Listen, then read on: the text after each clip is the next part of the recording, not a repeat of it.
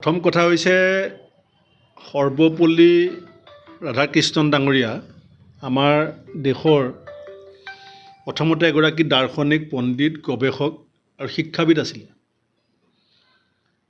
তেখেত ৰাষ্ট্ৰপতি আসনত অধিষ্ঠিত হোৱাৰ কাহিনী নিশ্চয় অসমৰ মুখ্যমন্ত্ৰী ডাঙৰীয়াই পাহৰিছে।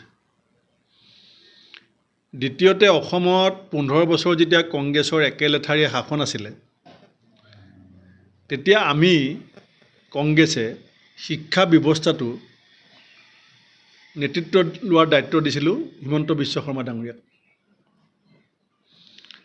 আৰু আজি যিমান শিক্ষা ব্যৱস্থাটোত সমস্যা আছে এই গোটেই সমস্যাবিলাকৰ আঁৰৰ মানুহজনেই হৈছে হিমন্ত বিশ্ব শৰ্মা ডাঙৰীয়া। হয়তো তেখেতে পৰিকল্পিতভাৱে এই সমস্যাবিলাক সেই সময়ত গাপ দি থ'লে যাতে কংগ্ৰেছ দল আৰু চৰকাৰ বিপদত পৰে।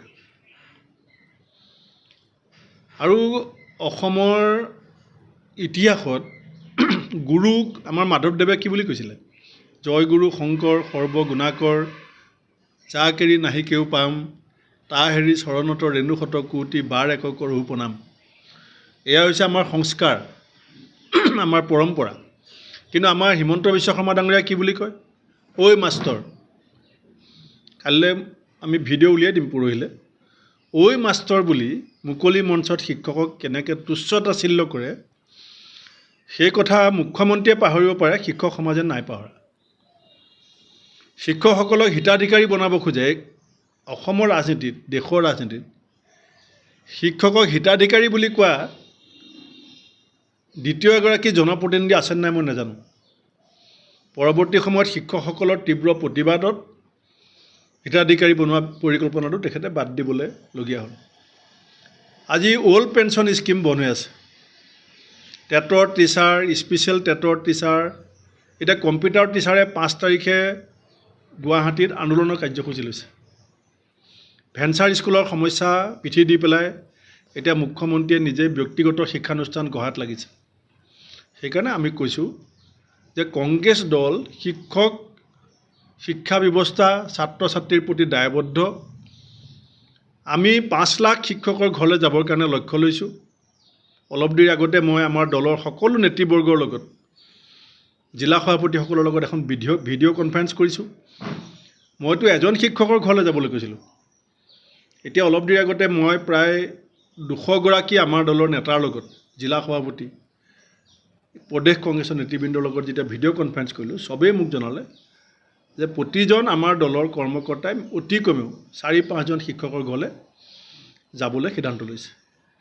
গতিকে আমি লক্ষ্য অতিক্ৰম কৰিম, আমি শিক্ষকক সম্বৰ্ধনা জনাম আৰু আমি শিক্ষকৰ পৰা আশীৰ্বাদ বিচাৰিম, পৰামৰ্শ বিচাৰিম যে বিজেপিক 2026 চনত ক্ষমতাৰ পৰা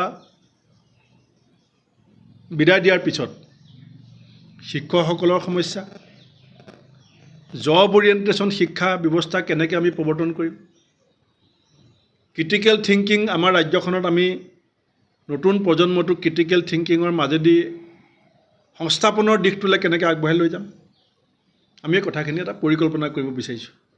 ৰাজনীতি আমি বাগান কিনিবৰ কাৰণে, মাটি কিনিবৰ কাৰণে নকৰোঁ। 5 তাৰিখে যদি আমি শিক্ষকৰ ঘৰলৈ যোৱাটো ৰাজনীতি হয়, সেই ৰাজনীতি হ'ব শিক্ষা ব্যৱস্থাটো সংস্কাৰৰ কাৰণে। 5 তাৰিখে যদি কংগ্ৰেছৰ 5 লাখ কৰ্মী শিক্ষকৰ ঘৰলৈ যোৱাটো যদি ৰাজনীতি হয়, সেই ৰাজনীতি হ'ব শিক্ষা ব্যৱস্থাত অতদিনে অসমাধিত হৈ থকা সমস্যাবিলাক সমাধান কৰিবৰ কাৰণে, টিভি চেনেল খুলিবৰ কাৰণে, বাগান কিনিবৰ কাৰণে, মাজুলীত মাটি কিনিবৰ কাৰণে আমি ৰাজনীতি নকৰোঁ। আমাৰ ৰাজনীতি হ'ব বৰ্তমান ছাত্ৰ সমাজক যাতে দুগুণ উৎসাহ, দুগুণ প্ৰেৰণাৰে শিক্ষকসকলে আহি থকা সময়ত পাঠদান কৰিবৰ কাৰণে এটা সাহস পায়। ৰাজনৈতিক গণতান্ত্ৰিক ব্যৱস্থাত ৰাজনৈতিক ব্যৱস্থাটোক বাদ দি পেলাই কোনো সমাজ জীয়াই থাকিব নোৱাৰে। আমি শিক্ষাগুৰুসকলৰ পৰামৰ্শৰ আশীৰ্বাদত আমি এটা সুস্থ মূল্যবোধৰ শিষ্টাচাৰজনিত সাংস্কৃতিবান এটা ৰাজনৈতিক পৰিৱেশ আমি জন্ম দিব বিচাৰিছোঁ। তাৰ বাবে তেখেতসকলৰ ওচৰলৈ আমি যাম।